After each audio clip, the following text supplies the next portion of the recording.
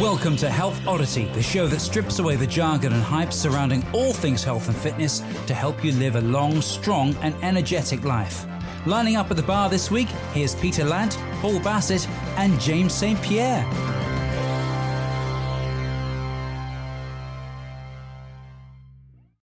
Hello and welcome to the Health Oddity podcast, episode 168.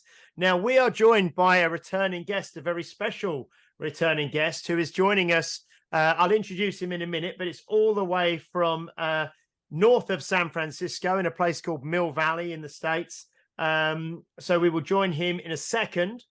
It is 6 a.m. for him and it's 2 o'clock in the afternoon for us, but he is looking wide awake and we've already had some fun with some Star Wars pictures and things, which you will see online, I'm sure. Anyway, I will catch up with our usual hosts before I introduce our guest.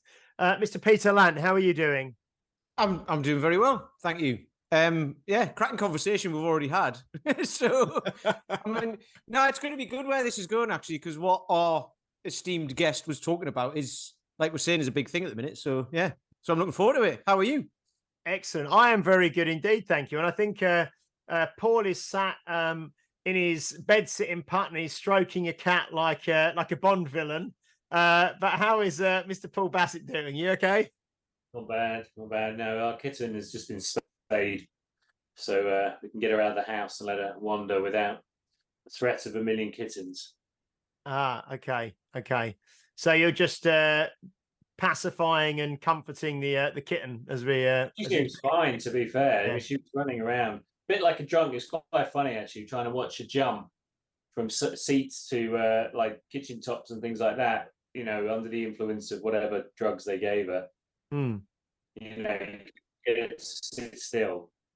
I had to catch her mid-air as she kind of jumped from a chair to the thing, knowing that she was going to headbutt the kitchen unit. So we had a funny one the other day. I think Chris Denning. Sorry, you shouldn't be laughing at a cat that's just gone through an operation, but it was quite fun. Well, yeah, you could make millions on YouTube with that. Now, Chris Denning posted something the other day, didn't he, friend of the show, about you know, your dog will eat anything. It'll eat, like, you know, turds out in the bush and all that sort of stuff. As soon as you put a pill and a bit of food for it, it turns into Gordon Ramsay. Except my dog, because he had fleas, so we've got these tablets to give him. And we'd had sausages that night, and we'll always get one for him for the next day. So I just sliced it up a bit, gave him a bit of sausage, gave him the tablet, and then gave him this, and he was like, that's lovely, thank you. He'll just eat anything. It was brilliant. Oh, that's good. Well, our guest today, like I said, is it's actually we'll introduce you first, then I'll give a bit of background. But it's actually Phil McDougall, originally from Wales, and like we just said, now residing in California. How are you doing, Phil? Very well, thank you. Thank you for having me back. It's been great listening to this podcast over the last couple of years. Reminds me of home. Familiar voices, familiar faces. Well, like we said, I mean, Phil was actually on. If you haven't listened to it, I mean, hopefully now we've got the website, healthoddity.com, which Mr. Peter Lant has been slaving over, and every single episode is on there in audio and video format. You can go back very easily and find episode 25, which Phil was on with us, which was all the way back. I checked before we came on, February 2021. So it's about 2.5 years ago when we were last on with Phil. But yeah, Phil's been doing some. So I'd recommend go back to listen to that, because that gives really the background on Phil and his kind of career history and his training background and training philosophy and all that sort of stuff. So episode 25 is well worth a listen, because today we're going to kind of be talking about something a little bit more focused and something that he's working on more at the moment, and certainly for the last few years since we last spoke to him in February 2021.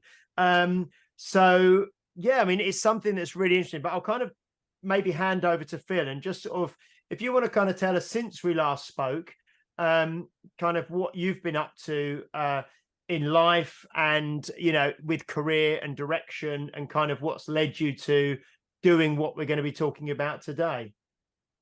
Yeah, well, thanks. So at the time I spoke to you last, I was a trainer with a handful of clients, having been living in this area for about a year, but it was mid-COVID. One of my clients, who I used to see about 5 times a week, was the CEO of a tech company in San Francisco. And in about January, February, pretty much about the time the last podcast was, January, February 21, he said to me, Phil, have you seen the show Billions? I was like, yeah. And he said, what do you think about being my Wendy? But instead of being more on like the psychological performance, just more on the health and fitness aspect of things.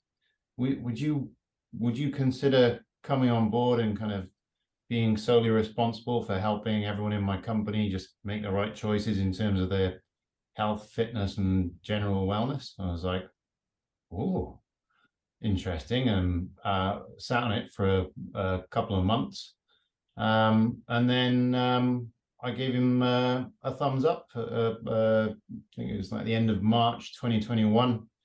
It's obviously a huge decision, because that meant giving up all of my remote coaching, all of my little side hustles, all of my personal training. Big sacrifice, but it was amazing. The deciding on what my job title was going to be was a kind of a fun conversation, because I got to basically choose. Like I remember having a conversation with my wife. I said, "Oh, I'll be happy with anything. I'll take company cheerleader for all I care," having zero corporate experience whatsoever. And she's like, "No, you have to have something that is actually useful for further on." So we went with wellness director. Yeah, I was the wellness director for a tech company startup. At the time, there were about 120 or something employees, and it was a hyper growth company. Ended up being 500 employees by the time that finished. So yeah, going into that, I guess it was I got the opportunity to reshape corporate wellness, because obviously going into that, I put a ton of research into what corporate wellness is and what somebody in my position would do within a company, and there aren't actually that many wellness directors. So then I just reflected on my previous 10 years or so of being a trainer, and realized that, in fact, I do have quite a lot of corporate wellness experience. Over the last 10 years, all of my clients have jobs, and as their caring trainer, I care about the way that they spend their lives. And over the last 10 years, I've always spent, always shown quite a lot of interest in asking my clients like what they do. Like, so somebody would turn up and say, "Oh yeah, there's a corporate wellness program on at the moment." And I'd inquire all about it, and 10 years of inquiring and finding out about corporate wellness programs, I always find it incredibly unimpressive, right? It's like the standard, "Oh yeah, an ergonomic specialist came in, and then now we've all got these 800-pound chairs, and oh yeah, there's a walking challenge." And now in my experience, in my opinion, ergonomic chair is a contradiction in words. And you know, I would always be interested in like, well, how effective was it? And that was one of the things I was kind of interested in, is going in, is like, these corporate wellness programs, what are they there for? Like, how actually effective are they? And like, again, what I've discovered was most corporate wellness programs would still say to this day that almost all corporate wellness programs from within companies are designed by and facilitated by people without much or any knowledge themselves about fitness and health and wellness. They are people who come from a human resources background and it's just their job. They've been piled on. Oh yeah, this person, make sure you get the corporate wellness program up and running, because we need to tell prospective employees that we have a corporate wellness program in place, because we need to get that box checked. So it was a bit of a sweeping statement. I don't want to make profound sweeping statements. Say again. I agree, because I used to take part in corporate wellness programs when I worked at Random House, and it was typically you got a banana as you walked in through the door, or an apple. Right. They managed to get some sponsorship from vitamin water, so there was like 10,000 bottles of vitamin water. You got one free, and then occasionally they'd send an email out saying, "We're doing a 1-minute row challenge, or 5-minute row challenge, or something like that. You've got whoever gets the fastest row in the company gets some prize." And I remember that happened once a year, and usually there was a walk where whoever was in senior management would walk with everyone around the river. That was that would happen once a year. Yeah, it's I spent 6 months trying to get a stand-up desk, and I never got one. So right, there's never any.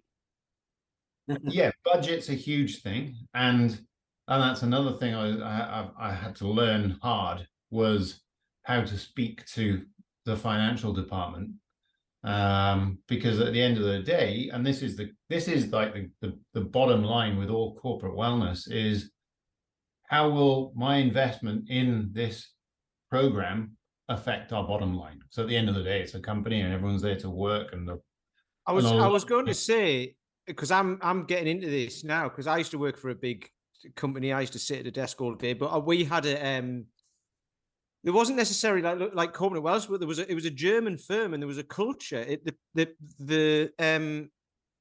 On site there was a gym that was free to use for everybody. There was a running club within the company that somebody started up. They had a physio in the gym.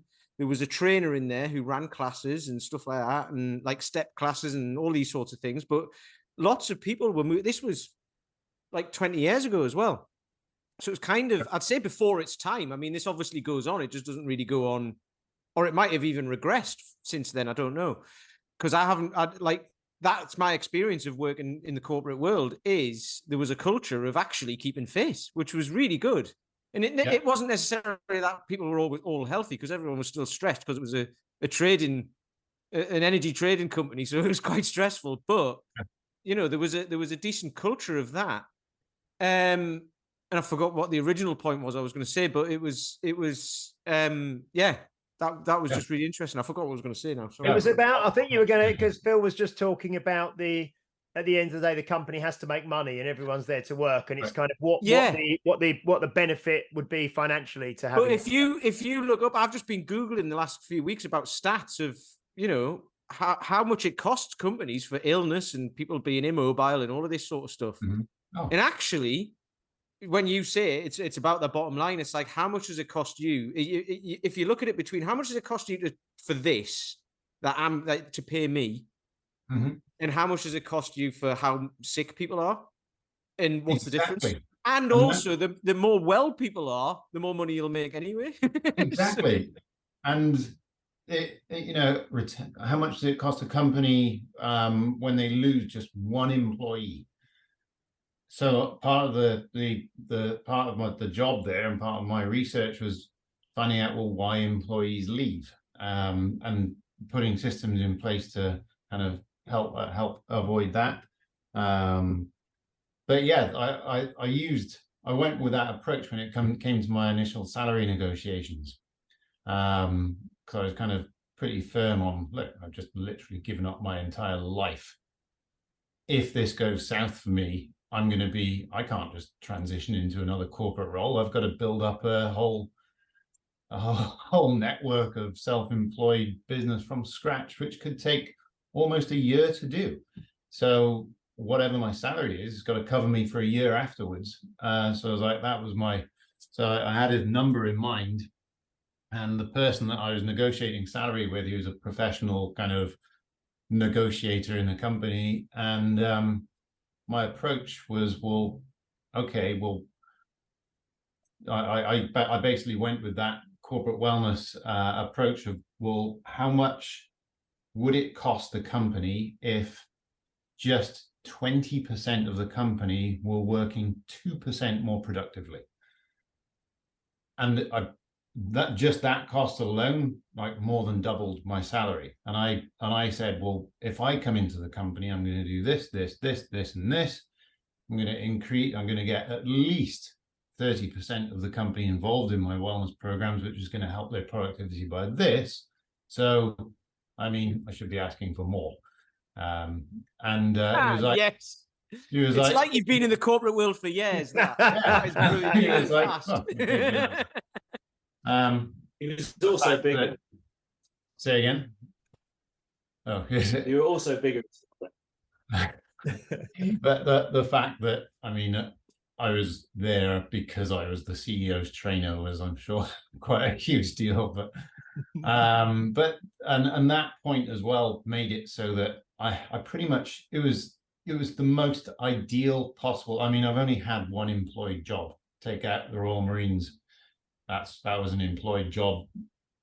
Aside from that, I've been a self-employed fitness and massage therapist person for the last since 2011. So this was like my first ever job. I was really nervous going in, because I was like, oh my God, I can barely even work my printer at home. I'm going into a tech company full of Stanford graduates. Like, wow, I felt like such an intruder. I felt like I shouldn't be there. I was like super nervous. But then something that gave me a ton of confidence was, like, as you know, the people that you work with, as brilliant as they might be in their own fields, you still get these brilliant minds who think that avocados are bad for you because they're full of fat, It's like, okay, well, I'm just going to stay in my lane and do what I know. And hopefully that'll help people. And just one other thing on that point is just understanding, like, staying in my lane. Like, what is my lane? I understand about brain health. I understand about happiness. I understand about the physiological factors that help people control stress. I'm no therapist. I can't go into and help a company from a well-being therapy point of view or a psychological therapist point of view, but I can help people control all of the physiological inputs that go into their stress bucket and create stress. I mean, that's literally been my job for the last 10 years. Okay, so I can do this. And then there's this one classic case that I've used a couple of times when it comes to kind of selling people and the idea that all of the inputs that go into our nervous system affect our performance. So just from a performance point of view, as a triathlete, you know that everything, sleep, diet, everything affects your ability to perform. And the same goes when you're working in a very fast-paced tech company who are growing at a 100 employees a month rate. Yeah, it was 100 employees a month at one point, and it kept fluctuating between that. It was a huge rate, because it was 100 employees when I started, 120, and it was 500 when I finished, and that was just like a year later. Anyway, so classic case being, there's this Stanford graduate who her morning routine was wake up in the morning, open her laptop, get plugged straight in. Because of the way that the company is set up with like all the time zones in the world all working together in the same team, is literally always there's something to do as soon as you wake up and something to do as soon as you go to bed.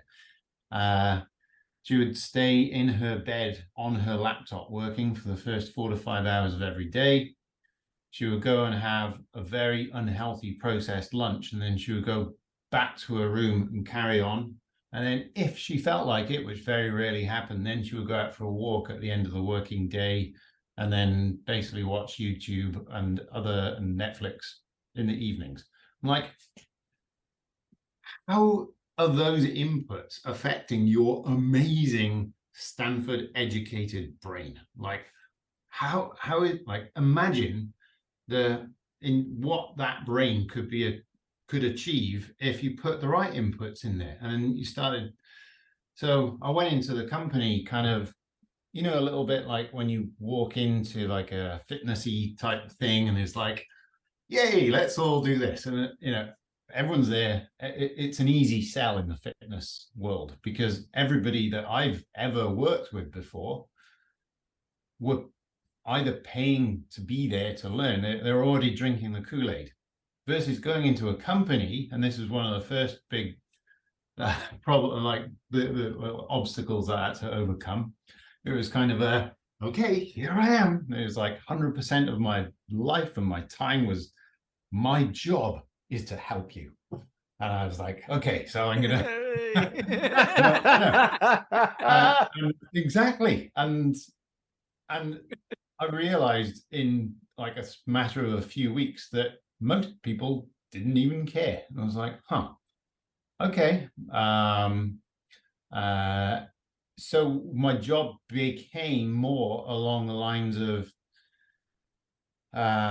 inspiration and education than actually, you know, the mechanics that we know as trainers and massage therapists of actually helping people. So I was just going to ask, Phil, was there a percentage? It may have been a small percentage, but was there, I don't know, because in the general population, the number across the US and the UK, kind of, if you average it out, is probably 10% of the population actually do some kind of exercise or training or sport and stuff like that. You know, just across the general population. So was there, just as this is a big company, was there maybe like 10% of the company who were receptive, who wanted to get involved and who you spent time with, and, you know, who it was quite, you know, you were doing what you wanted to do? Yeah, there was a small percentage that was, easily. There was like the hardcore, like Kool-Aid drinkers of everything that I was putting out there. There was like, you know, it was as though I found my own little group of personal training clients and group clients. But then I was like, and that was probably about 10% of the company. Now, consider that within every company, it depends on the company, depends on like, so this is a tech company, they're generally quite young. Other companies like education establishments or governments are going to be a bit older. So you got to kind of looking at what the different the demographics of the company. But in this one particularly, you know, there's a good like 30%, maybe 40% who themselves actively engaged in exercise, which is above the general average, because average it's about 20-25% of people like between the age of 18 and 60 engage in regular physical activity. For the most part, most other people are pretty sedentary, and like something like 60% of that population are completely sedentary. So it's similar within the workplace, but a little bit more just because of the demographic. The more kind of the working professionals tend to be a bit more active. So anyway, you've got, so if I had my 10% of hardcore followers who basically did everything, I'm like, well, my job here isn't to actually help them. My job here is to inspire the rest of them. So I started, you know, and this was another massive benefit of having the CEO as like my chum. Nobody really touched me. I was able to completely and utterly work without any interference or justification or anything. Anything that I wanted to do, it was like, yeah, sure. It's like, okay, thanks. So I would I started to do, I did a weekly wellness webinar on basically now being careful to stay in my lane. I'm no dietitian. I can't speak to people about anything particularly technical, but I would treat every single wellness webinar as though it's just something I'm talking to my clients about, just the absolute basics of gut health, and the basics about what sleep is, why it's so important, and what you can do to help it. Stress management was a huge one, and that's something I did quite a bit of, and it's coming from my own background of having stress issues myself. It was very anecdotal, but I would go into it with like I say, staying in my lane, talking about the physical aspects that affect stress. I can't talk to people about helping them with the psychological aspects, but as probably a lot of people listening understand, stress is a physiological response.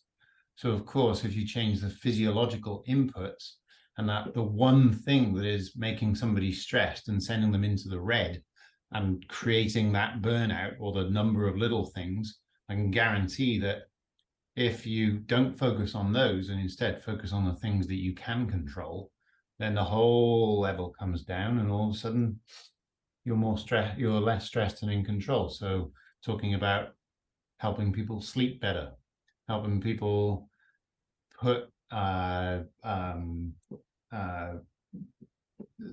helping people become more hydrated, gut health, get people walking more, moving more, changing their ergonomic setup. As you know, I'm kind of obsessed with biomechanics and that sort of thing, but being over in this hunched position, I mean, putting people into a triple flexion fetal position was one of the medieval torture devices, right? Because putting somebody into the flexed position all day, every day, causes psychological trauma. But yet, they still do that now, don't they? With the like stress positions and stuff like that in army training and SAS training and all that sort of stuff, don't they? It's how yeah. If you get caught in battle or whatever, that's how that's what they do to you, isn't it? Right. Yeah, and it's like stress positions for the SAS, getting people to go into a deep squat. If they've never been in a deep squat, trying to get anyone to try and make conversation, smile, do anything if they've never, broken parallel with their squat. It can be incredibly stressful, can't it? Yeah, and yeah, but yet we choose to sit in these positions, or I say we choose. I would say people who have always been employees, and people who they've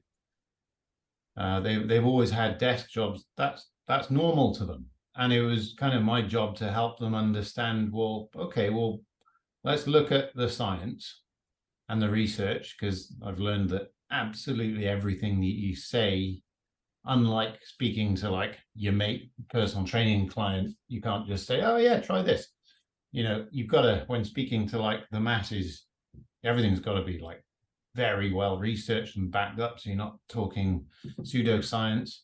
But there's overwhelmingly compelling evidence suggesting that, like, we know that sedentary chair-based behavior is bad for us. I could even present a solid argument that sedentary chair-based behavior mixed with the standard American diet, the mixture of those two is the reason why almost all musculoskeletal pain exists. Almost. Do you think, it was interesting what you said earlier, and this popped into my head, of the corporate wellness thing, and it results in an ergonomically designed chair. We'll spend £800 on one of those, or $800 or whatever it is for one of those, and then that's problem solved. And then your average employee thinks, right, the company's looking after me because now they're helping me sit better. Do you think there was like a bit, or there still is a big culture of that? And then there's obviously a lot of money in that for people who design chairs. And there was that one specific chair, wasn't it? Eon chair or whatever it was called. Yeah. Everyone's got one of those all of a sudden because they're the best ergonomic, but it's still sitting in it. Yeah. So that, I would say, what I kind of came up with a system. So lucky enough to kind of design the whole approach from scratch, and I call it the 6 pillars of corporate wellness, and one of them is ergonomics. And when I'm talking about corporate wellness, I'm talking about the physical aspects of corporate wellness. But yeah, one of them is ergonomics, and that's a really important one because like this is where people spend a third of their life. You know, so if a brand new personal training client comes to me and wants, you know, let's say 3 sessions a week. Let's say 2 sessions a week because that's more common. 2 sessions a week. My little speech is always, if you have 2 sessions a week, that's still 166 hours of the week that goes untouched. And me being a 44-year-old trainer, I'm only in this game to help people improve. As soon as somebody flatlines, it's not, they don't need me anymore, or I get bored quite easily. I'm only in this for improvements. And I give every new client that little speech, and I say, how much you improve is down to you and the changes that you make in your life. And I'm here to help you with those. So, yeah, and that's the same with ergonomics. So if we spend a third of our life in this fetal position, I would say that the biggest casualty physiologically of that is, so being in this position, then that essentially compresses the abdomen. Fact, and this is anecdotal fact, almost all people who work behind a desk for a living are upper chest breathers, i.e. 20,000 times a day, their upper chest is moving outwards and their shoulders are moving upwards with every single breath. And if you think, what is one of the most common work or desk related injuries? It's like necks. And people will go to the chiropractor and spend a whole ton of money on getting their back sorted. And it's like, well, there's no point in that if you're then going to go just back and just put yourself in the same environment that created the problem in the first place. So the breathing pattern, and this is my opinion, and I share this opinion, I think, with a lot of very well experienced fitnessy and movement people. I think I originally learned it from Perry Nicholson, or he planted the idea in my mind. But the compressive nature of being sat in a seat, because our brains take the path of least resistance, they realize, well, it's actually not very functional. It's not the path of least resistance. Continue breathing with the diaphragm, the main breathing muscle. Now, when that diaphragm is contracting and relaxing 20,000 times a day, that supports the entire midsection. That is what creates the stability that we need for everyday athleticism and everyday life. Instead, we put ourselves in this position pretty much all day, every day, from about the age of 6 onwards. That's kind of when chair abuse starts. And then when we get up and try and do something athletic in our 30s, 40s, 50s, all of a sudden, then, something goes pop because this diaphragm has stopped working. So one of the biggest casualties of being in the fetal position all day, every day, is the way that it disengages the diaphragm, and people learn that breathing in the upper chest is more efficient. And that causes so many problems in terms of the dysfunction that is created throughout the whole of the body. I don't like the word dysfunction, but instability, I should say. So, yeah. I was going to say, I was talking with someone about this probably about an hour and a half ago. Someone who's like, he's in his 60s and he was a rower and he's one of my clients and he's getting stronger. And I was just saying it's because I was talking to him basically that you were coming on and we were going to be talking about this sort of stuff. And in my, again, I'm this is anecdotal, but you know, most people, I think, when they decide in their 40s, 50s, or late 30s or whatever, oh, I haven't done anything for years, I'm going to get strong, I'm going to get fitter, they go out for a run. And I'm not demonizing running and all of that sort of stuff, but if they've not got the diaphragm, they're breathing up here and they haven't used their joints for ages, then they're going to go and put 7 times their body weight through each ankle or knee or whatever. Right. If that's the, I don't even know if it is 7 times, it might even be more than that.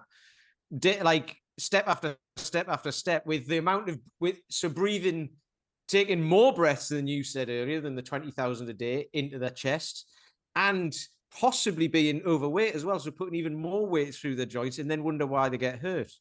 And it's like, you know, and trying to explain that to people who don't want to hear it is just, it's really hard, which is why it's great that you're here, because you're going to keep doing it and doing it and doing it and doing it. Well, the connection between the way that we breathe and the way that our brains then deposit fat underneath our skin, like just to, like, this is another approach that I sometimes take, because let's be honest, some people literally only train for aesthetics, and they own, or I'll put this another way, because there's nothing wrong with that. There's nothing wrong with somebody who's just starting out, and the reason that they start out is because they want to change their body composition. Super common, very respectable, amazing reason to start. But consider that body composition is a lot dictated obviously by movement and exercise and food choices. But if you're taking 20,000 panic breaths a day, you know, if you see a tiger, then this is a panic breath we're breathing with the upper chest, and this puts the nervous system, the autonomous nervous system, into sympathetic mode. And when the nervous system's in sympathetic mode, then why does the sympathetic nervous response exist? It exists for survival. So in a survival situation, you need to put fat underneath your skin because you're going to need it for the ensuing survival situation. Like, so many people are constantly telling their nervous systems that they're in survival mode, waking up first thing in the morning and checking the phones. That's another huge part of stress management, is just trying to make people make good choices in terms of all of the acoustics inputs that go into their brains, when their brains should be in nice slow theta wavelength when they wake up. But all of a sudden, bam, they go straight into their phones. Phones instantly put them into sympathetic nervous response, which is kind of, the breathing comes into this like huge amount. So another thing I used to do was taking people through guided breathing. And any of the remote employees could plug in from anywhere and join in on, I used to call it meditation for non-spiritual people, because personally it was a barrier for entry into meditation for me for a very, very long time, because meditation it has such a strong spiritual connotation to it, you know.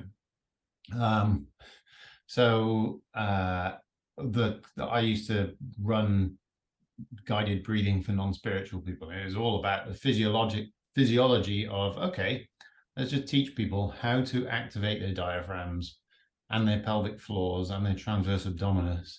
And if you put people in that situation where they're focusing so much on all of this, instant parasympathetic nervous response. So anyway, yeah. So Phil, I was just wondering, with your so you were the wellness director of this sort of tech startup in California, and what kind of, you've sort of said that you were there for a certain amount of time, and then you're not there now, and you've now gone into this Wellforce, which is the kind of the thing that you're really doing at the moment. And what was the transition from the corporate wellness director into what you're working on now, and what is it? Because it sounds like you've taken a lot of what you were doing in the corporate wellness sector into what you're doing now. But like you mentioned, I think near the start, where you said, I think it's the same thing with education in a way. When children are at school because they have to be at school all the time, they're not always going to be engaged. But as an adult, if you choose to go back into education, you're there then, you are then there because you've chosen to. And like you said, if people are paying for a service, if people are voluntarily getting involved in something, they're far more likely to adhere to it and be interested to it and stick to it. So what was the transition from the wellness director role into what you're doing now?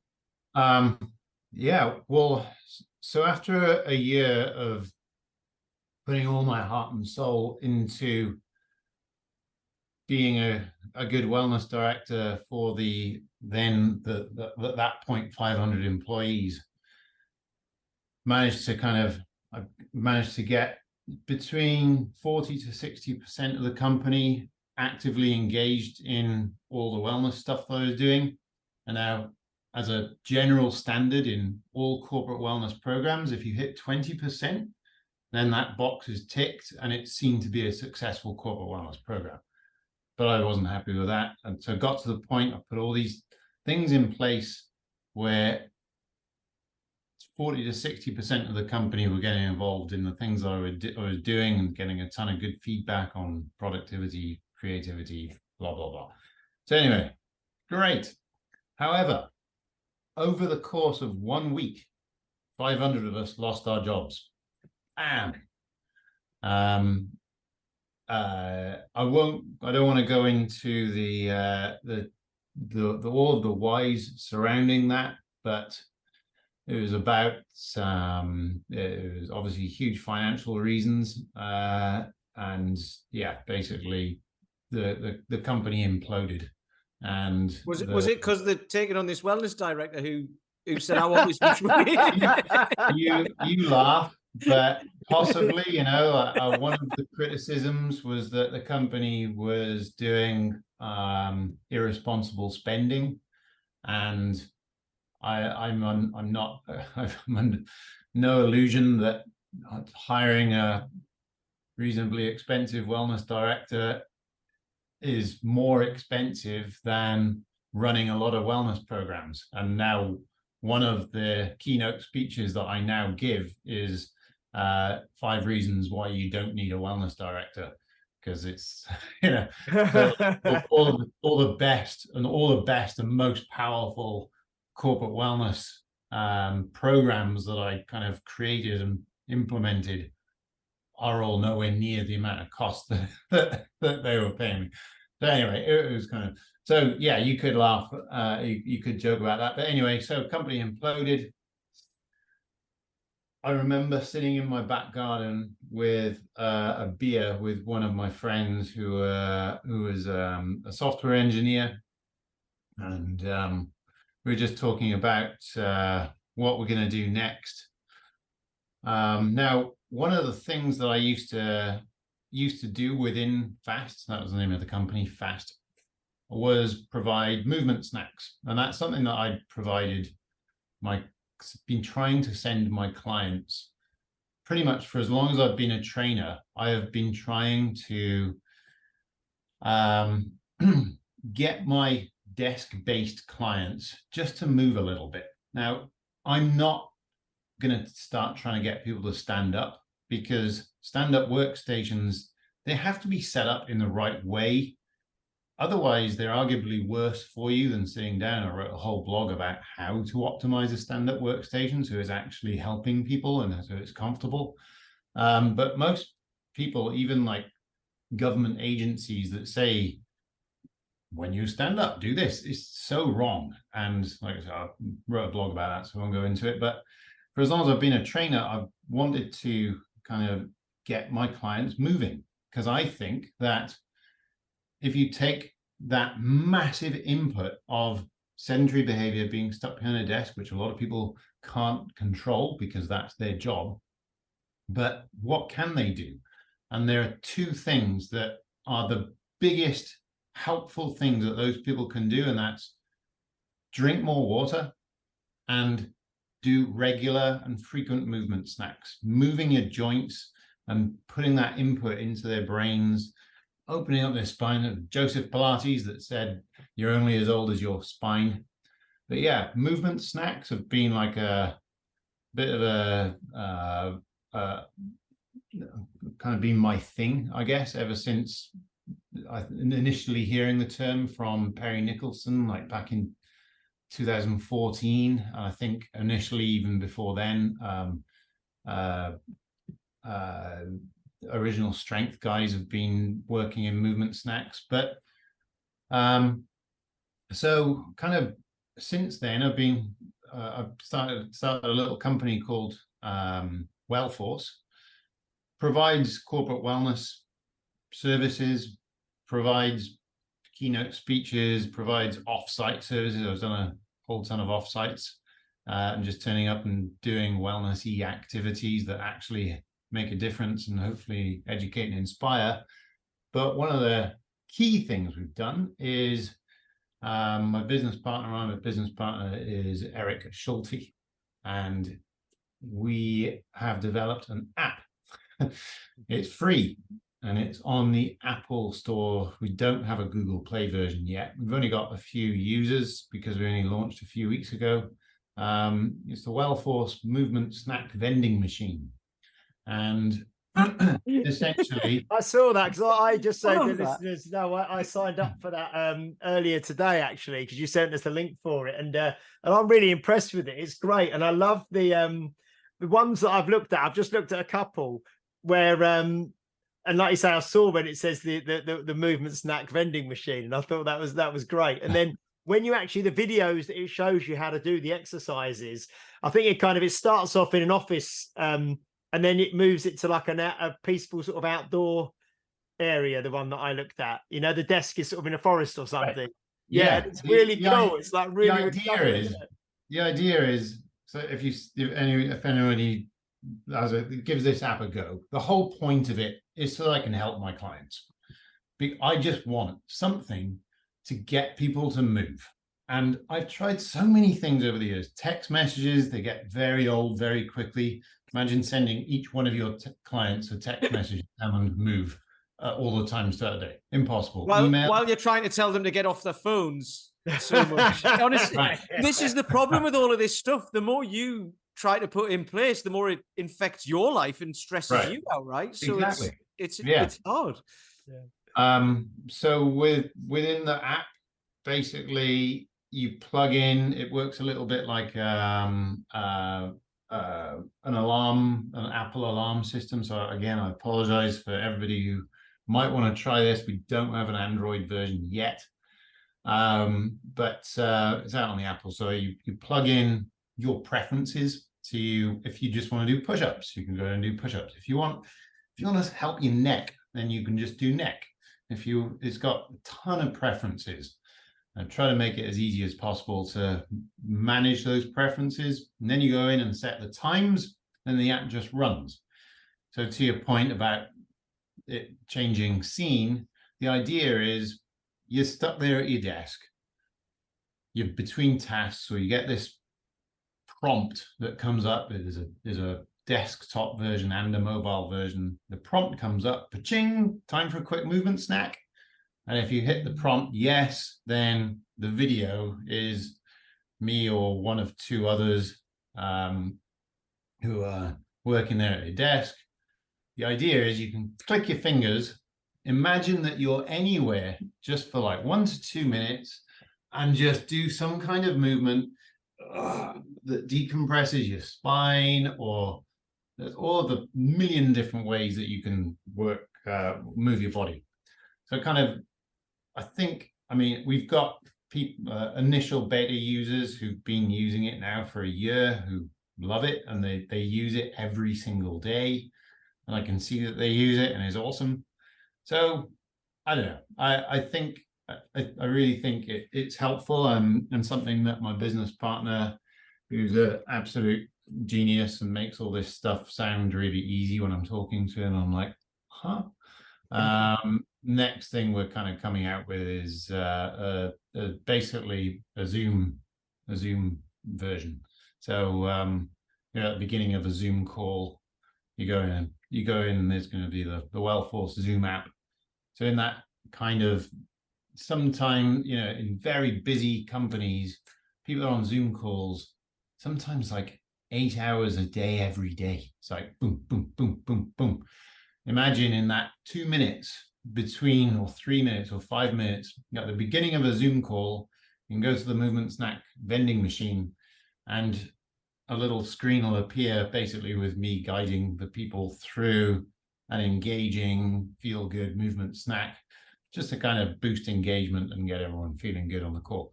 But anyway, so that's what's coming next. But I just I hope that in the meantime people find the mobile app and desktop app useful. It was I'm so easy. I'm going to look at the desktop actually because I'm on Android. What's funny is you've got a couple of Androids behind you. You should have an Apple behind you. Or is this you saying I'm getting there? What I love about it is it's like using technology for good, isn't it? Because obviously there's loads of different technology's got us now, and it's here and it's here to stay. And I don't have any notifications on my phone. They're all switched off. Obviously the light flashes, but all I do is just turn my phone over because we know how the brain works, right? And if you see a flashing light, you go, I'll ignore that. And you don't. You just, and then you have to go and look at it. So at least with yours, it's great because it's a notification to say to people, you've got to move. Because then they'll sit and realize, I've been sitting here for 2 hours and didn't even that went past like in 5 minutes. Right. Yeah. And I've been speaking to a lot of people about this, and people working from home, like you were saying, that lady who gets up or doesn't even get up, just gets a laptop out, and the whole sunlight before screen light thing isn't there. She might not even get outside. There's a guy on the same street as me who now works from home, and he became a client of mine, but then he left after COVID had finished and everything else opened up. But his wife was saying he'd disappear into his office and stay there for like 8 hours. He wouldn't come out, or come out and get a banana and a cup of tea and then go back in again. And I was like, you don't even get that in an office. At least you get up and walk around and chat to people maybe and have a bit of time off. But when you're at home on your own and you're kind of focused on something, you can be there for literally 8 hours, can't you, without moving at all? So yeah, and I'll share with you guys the blog I wrote. It's like the super simple. If you want to set up the optimal desk environment that is going to basically promote your ability to play with your grandkids in the decades to come, and it's literally that simple. Because we know fact, if you spend 8 hours a day sitting in a chair 5 times a week, and then all the other times you're sitting down, it's literally disability. It's crazy. I've seen it so many times. I've seen how it stops my clients hitting their goals in terms of performance, how it stops people from running, how it stops people from lifting, all of that. So yeah, I'm kind of passionate about this, and I don't even feel like we're selling anything because the app's free. We literally just want to help as many people as we can. So I think that movement snacks are like the key to avoiding most of the problems that come of sitting on our asses all day. I think it's great, and I think that like I say, the actual app was first of all, it was just so easy to find. You know what I mean? It was easy to find. It was easy to download, and I just got in and within a couple of minutes, I was able to look at videos. And like you say, it asks you, what do you want to focus on? And it could be like upper body mobility, lower body mobility. I think guided breathing was on there as well. Like the breathing kind of practice that we spoke about, what equipment you've got, if you've got like a broomstick or a dowel. And because we've obviously known you for a long time, and still one of the best resources that I use still over and over is your bent press manual that you wrote, which is like, it's just all the regressions and progressions and all the mobility stuff in that is just so good. And the whole windmill sequence with the broomstick, is It's great. So the fact that you've now got this in an app with easy, just short videos that people can watch and help people, I think is absolutely fantastic. It's great. Well, thank you. Does anyone hear me? Yeah, we can. There's a fundamental problem, I think, that we have to overcome at some point. I've got 2 young kids, both at school. They do PE once a week. That's all this program. Obviously they've got play, and when they're very young, they're sitting on the mats, and movement's kind of baked into a 4-year-old's life. It's you're not going to get a 4-year-old boy to sit still. It's just not going to happen. But as soon as they start going through the system, it becomes more rigid. And we're really, as a society, only really valuing movement once something's gone wrong. So there's some fundamental error or some fundamental lack of value.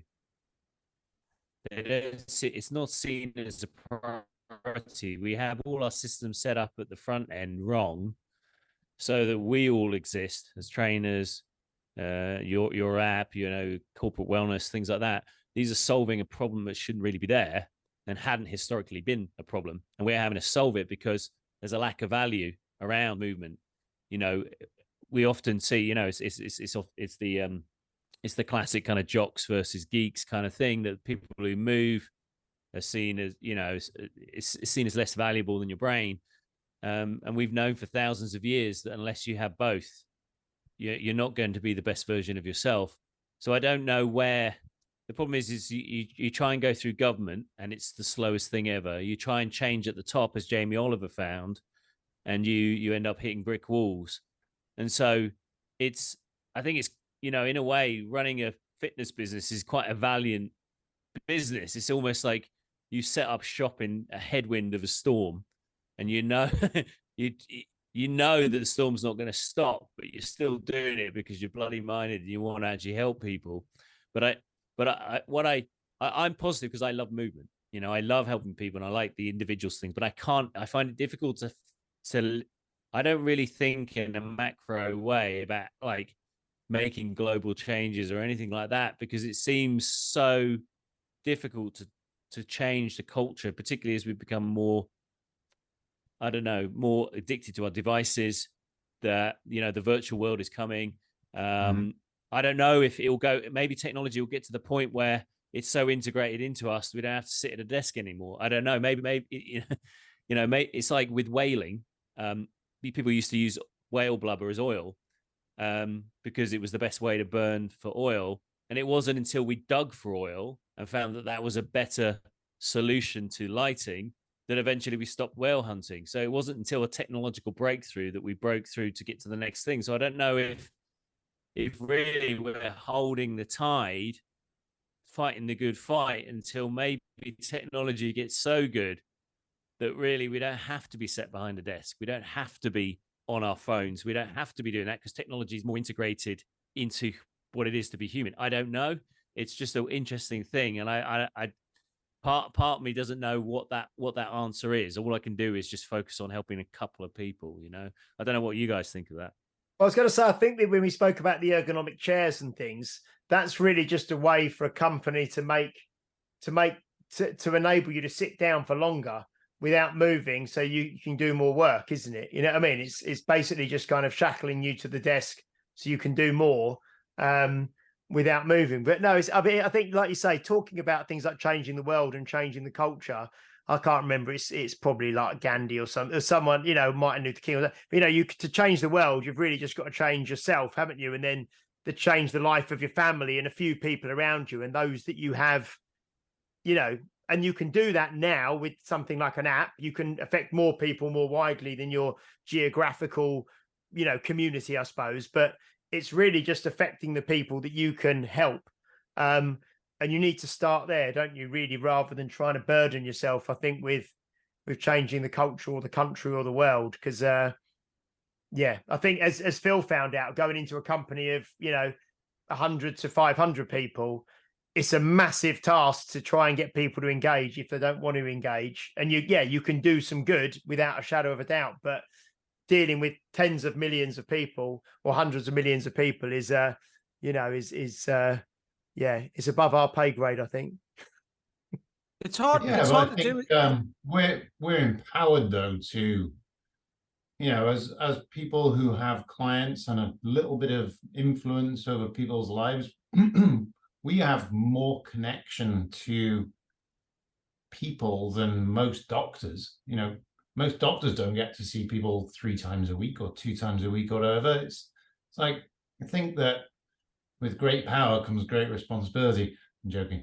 Now, we have all of this service to service connection with the people that want to make changes in their lives. So I think we do have a really, like, as fitness professionals, I think is a great place to be. And I think that it's kind of depressing if you think of it on a global point of view. And yes, it does need to be like this massive shift in the way that we live our lives. Look at what they're doing in Singapore. No time to go into that, but kind of amazing. And that's coming down systemically from the government. And that is literally changing. That's it. Now Singapore is now like the place in the world where people live the longest as a result of the changes they put into place a few years ago. But anyway, so yeah, aside from the paradigm shift that needs to come from the government downwards and not feeding people full of bad, low quality information, then I think, we are super empowered as trainers and fitness professionals. I think is a really exciting place to be, because we really can help people. And I think as well, even just like I say, things are different now where you may just be able to, affect people in your town. We've been doing this podcast obviously for, 168 weeks now. And the fact that you're on here this week, we speak to people, we know we've got people listening in Canada, in the US, in Australia, all across Europe, obviously, all over the UK and things. So the message gets out there, that's the thing, I suppose. We do this for 1 hour a week, and hopefully I know that a lot of people who listen to this sit behind a desk most of their day, so this hopefully, and I think it will have been really beneficial and thought-provoking for them. And hopefully they go on to, if they use an Apple device, they go on and they check out the Wellforce app, because it's just another, it is a way that we can help people and get the message out there. And like you say, if people want to change, I think the big thing is that personal responsibility of not waiting for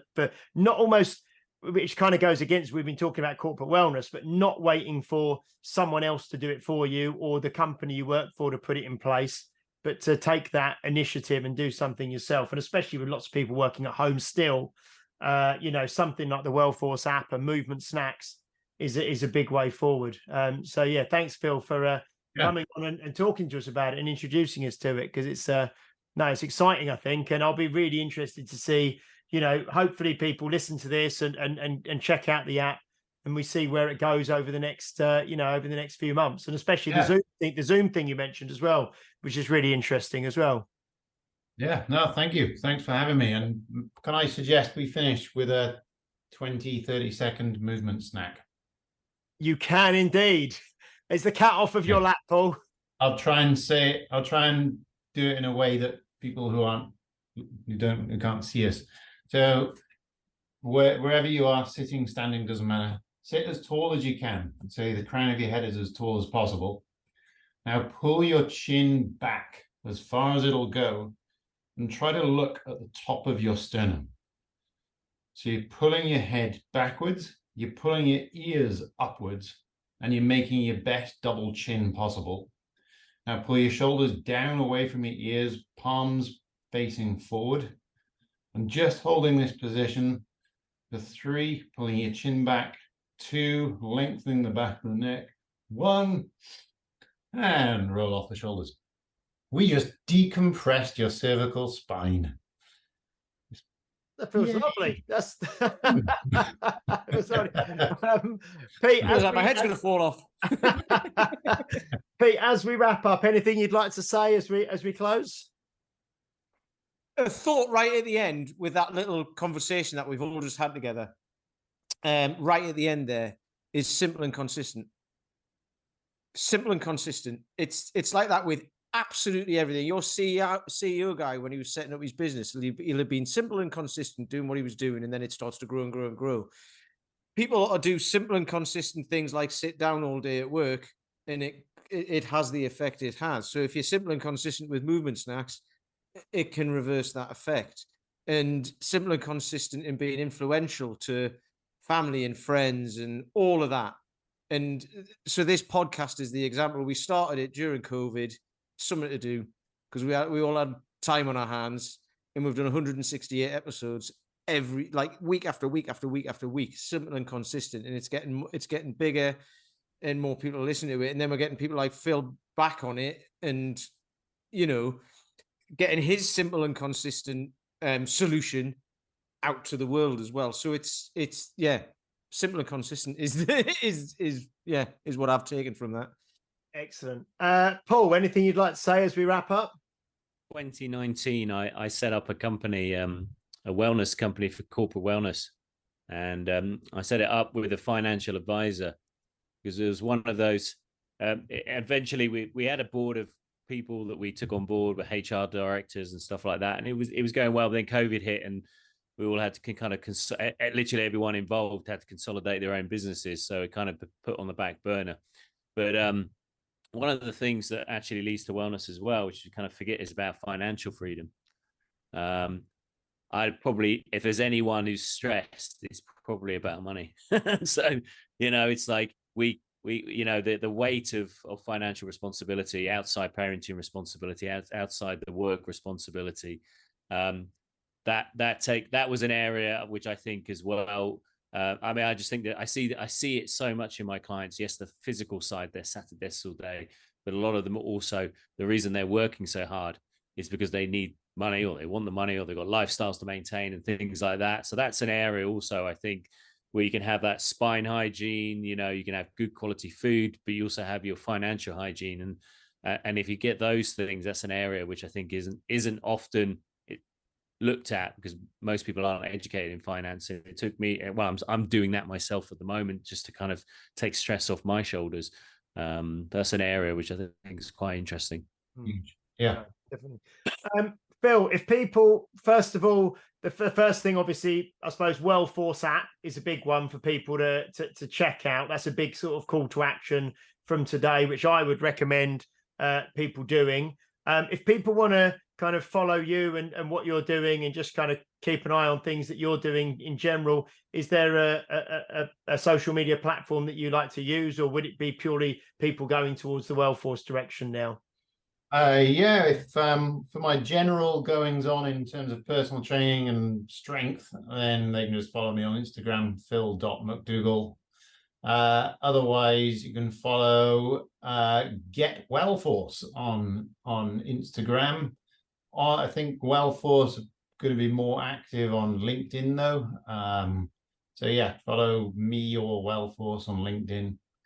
And get Wellforce on Get Wellforce.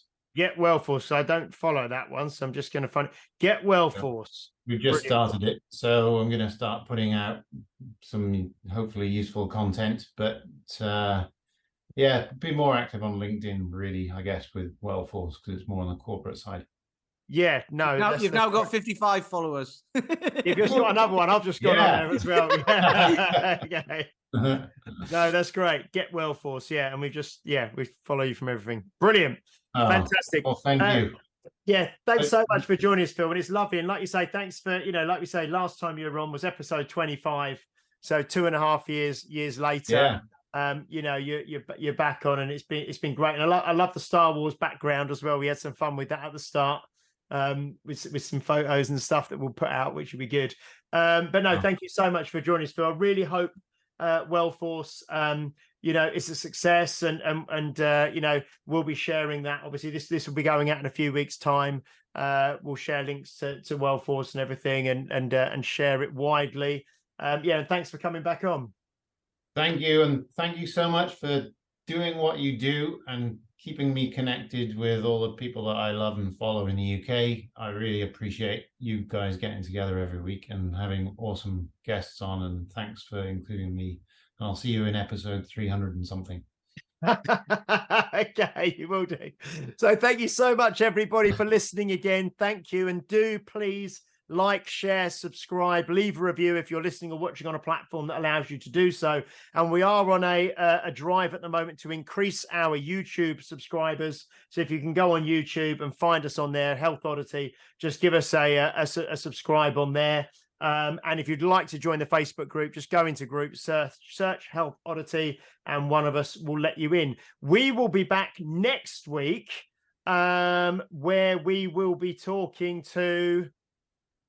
Gone out my head, Pete. Who have we got next week? I don't know, do I? Ah! You've been lining them all up. Eh? We have Will Polston on next week. We do, yes. Author of the book North Star Thinking, which I'm about 2/3 of the way through now, and I've finished it. Yeah, and I've read it. So we'll be back for episode 169 next week with Will Polston. So we will see you then. Take care. Have a fantastic week, and bye-bye. You've been listening to Health Odyssey with Peter Lant, Paul Bassett, and James St. Pierre. To get your regular fix of hype-free health, you can subscribe and leave a review wherever you get your favorite podcasts. You can find out more on today's and other topics at healthodyssey.com or find us on Facebook or Instagram by searching for Health Odyssey.